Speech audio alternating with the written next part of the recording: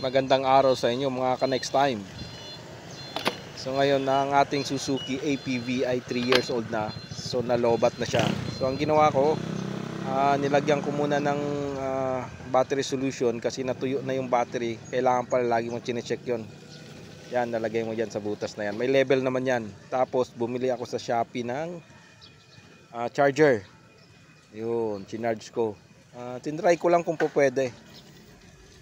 Tapos nung na full charge na, kinabit ko na.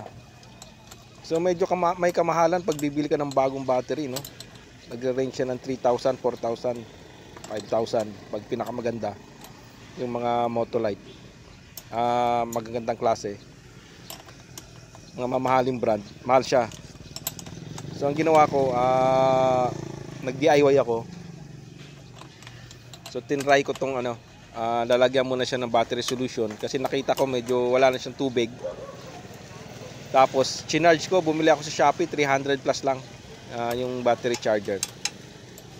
So i-try natin, full charge na siya.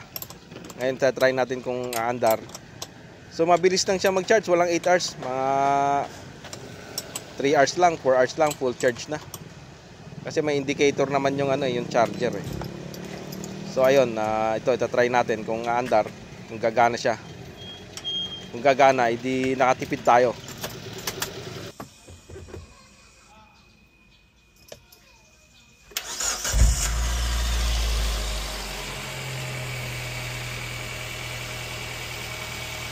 So ayun, gumana siya. So nakatipid tayo ng libo-libo rin natipid natin, no? 3,000, 4,000 din. Yung 3,000 kasi hindi na siya hindi siya yung mini-maintain mo pa siya, hindi no maintenance. Kasi ito mini-maintain to eh. Lalagyan mo muna ng battery solution pala, hindi ko chinek. So minsan nakakaligtaan natin. So isang subscribe lang. Salamat.